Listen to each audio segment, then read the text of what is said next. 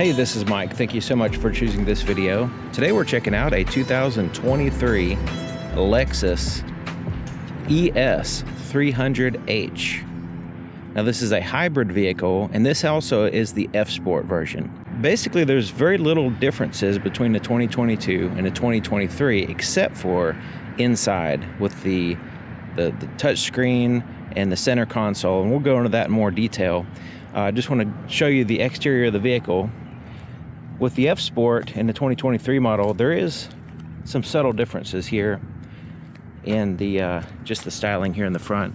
You can see the grille. Now, the previous video I did on the 300h was the Ultra Luxe, which is quite a bit different grille. But this one has a gloss black, kind of like a zigzag pattern there.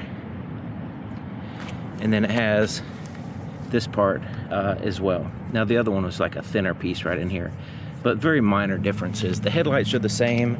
All the exterior lights are the same on the vehicle. I have a night video if you want to check that out. With the F-Sport, you get the gloss black aluminum wheels, 19-inch. Has four-wheel disc brakes with ventilated rotors in the front, solid rotors in the back. The rear of the vehicle has a very subtle difference here in the tail light. With the reverse lights there, the turn signals are amber in color. It kind of separates those with the red tail lights. And then you can see just a slight difference down here where the reflectors are. The exhaust is well hidden. The backup camera is in this very center place right here, which is nice. Which is quite odd for Toyota Lexus brands. Usually they put them in a weird spot, but this one's okay. It's actually in the center and it's integrated okay. So yeah, I like that. It does have a power trunk as well. So you press the button, it goes up, and then you have a button to press it to go down. There's the button there. It is carpeted on the inside. And then the trunk area is the same as 2022 model, the previous video I did, which I'll link in the description so you can check it out in detail. There is a spare tire and tools under this mat. Interior is really nice. It has this combination of red and black with the red stitching as well.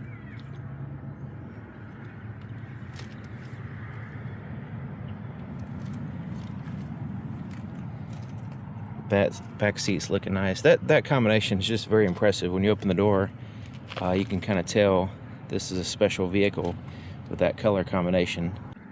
The back of the center console here has two USB-C ports and a 12-volt power supply. All the controls here are the same. The steering wheel is the same.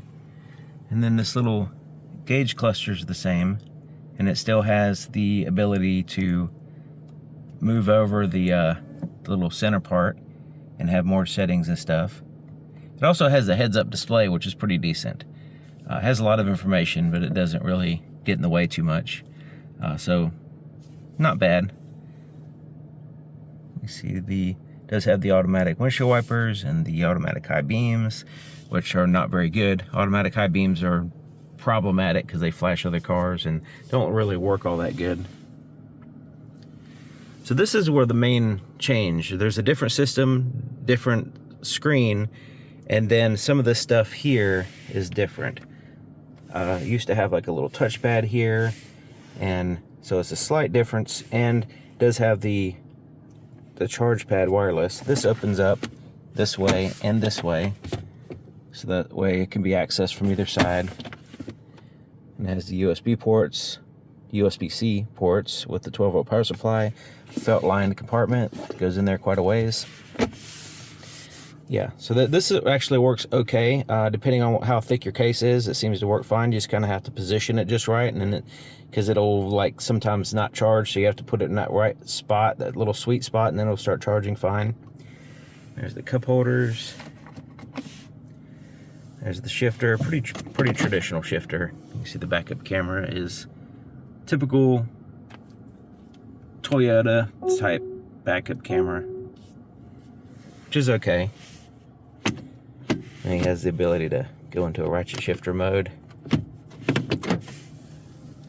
There is a, right here, USB, regular USB and USB-C port there, and a little felt line pocket there as well.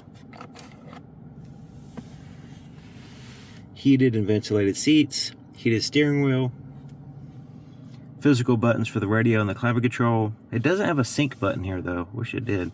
So if I want to change this temperature and I want them the same, I got to go over here and adjust it. A little bit of a pain there. I wish I had a button that just synced them together. Has a traditional volume knob, and then the second knob behind it is for tuning through the stations. Has a traditional clock there, kind of neat. Okay, so this is where all the kind of like the big stuff that changed. The system is quite a bit different. I think it's easier to use. Now, one of the things that it says in the literature, it says that it's a voice first system. So they want to go with a voice first. In other words, right here, the voice commands. But it, like 9 times out of 10, it does not understand what I'm saying. So the only one I was able to get is I was able to, I'll show you. Display the map screen. Okay, showing the map. Alright, so I can get it to switch to the map screen. Alright, so let's say I want to go to the music screen. Show the music screen. Please connect your phone. You can do that in device settings. See, I don't want to connect my phone. I want to go to the music screen. Go to the radio screen. Okay, showing radio settings. So now we're in the radio settings. So it's like, it reminds me of the voice recognition from like 10 years ago. So they're gonna have to do something about that. As far as if they want a voice first, is what they say in the literature, system, then they need to be able to have a better the ability to understand what you're saying. Instead of saying precisely, you have to say precisely what you're supposed to say, and it doesn't give you a list. So like, say if I hit that help,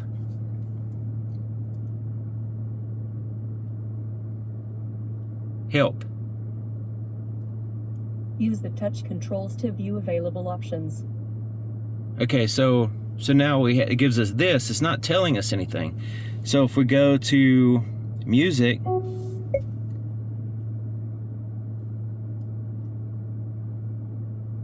show the music screen. Sorry, I'm having trouble understanding you. Show, it goes away. Hit it. Show the music screen. Show the music screen. Please connect your phone. You can do that in device settings. All right. Show the audio screen. What would you like to listen to? The radio. Play the radio. Changing to radio.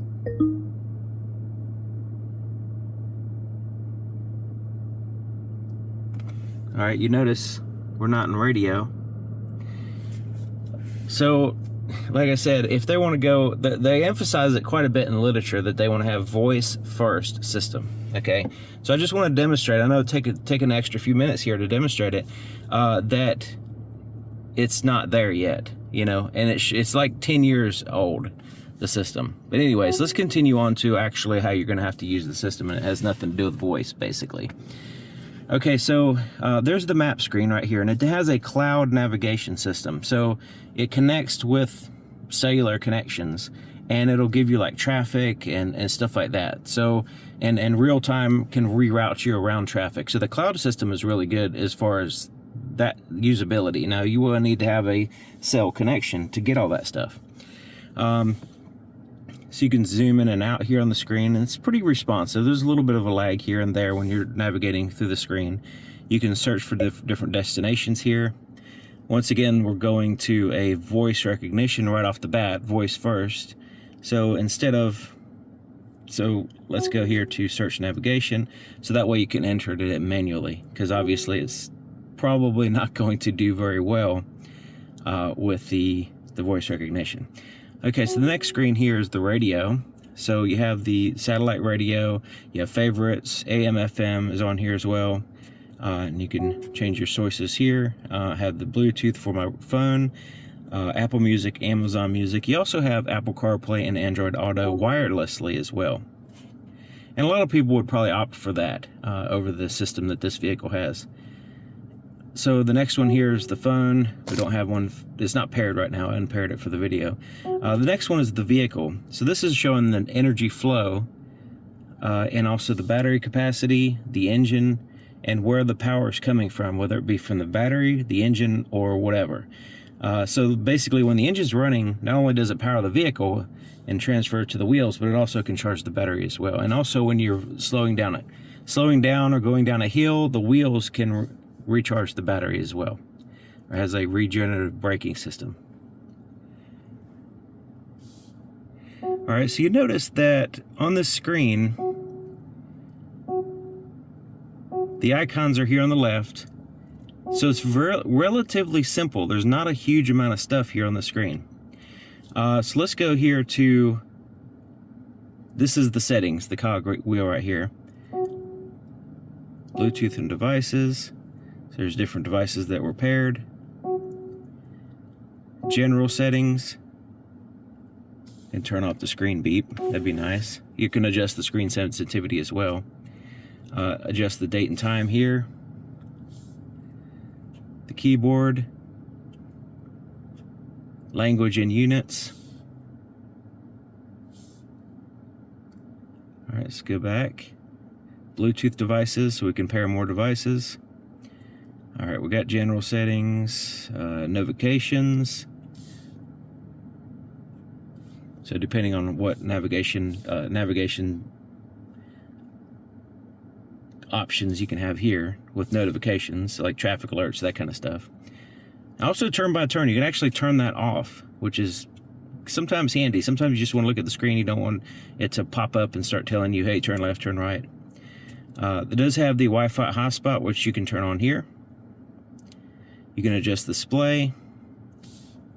There's the screen and then the camera.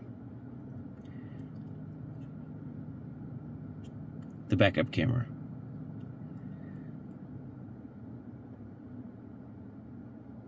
All right, sound and media. I'm just kind of quickly go through here because there's a lot of different settings. Most of the stuff you set up and then you don't worry about it, the whole time unless you need to make a change or something. So it has, hey Lexus is the wake up word, sort of like hey Google type thing, except for it doesn't, like I said, it doesn't really work all that great. And then you have the voice prompt here. When disabled, the system will respond with beeps instead of voice prompts. So it's just beeps instead of the voice. That might be handy. So we'll just do that. Turn that off. All right. So info and security, software update, and apps.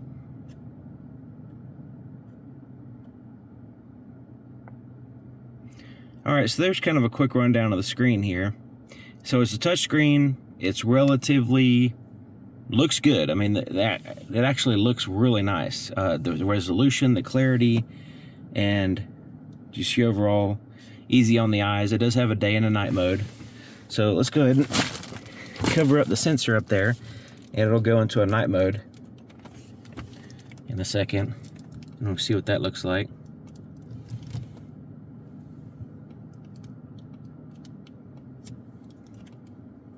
There we go. All right, so you can see it during the day, it's not easily seen, but I think it looks really nice at nighttime, driving at night. And the headlights are really good too. But yeah, those are the kind of the big updates. I have the full overview of the 2022 model and go over everything. And so it's basically the same vehicle except for this area right here, screen, and some changes in here. And just want to mention that the actual driving of this vehicle is so smooth. It does have a great suspension system.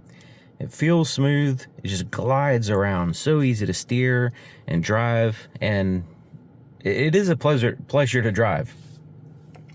Whether you're going fast or slow. On the highway, it's really nice. Driving through town, it's nice. Just whipping around in a parking lot, it's nice. It just has a really good feeling driving experience. In my opinion. So you take one for a test drive and see what you think. It is impressive. My first initial reactions was this is going to be just a rebadged Camry, but it's a completely different experience driving this vehicle. Absolutely, totally different.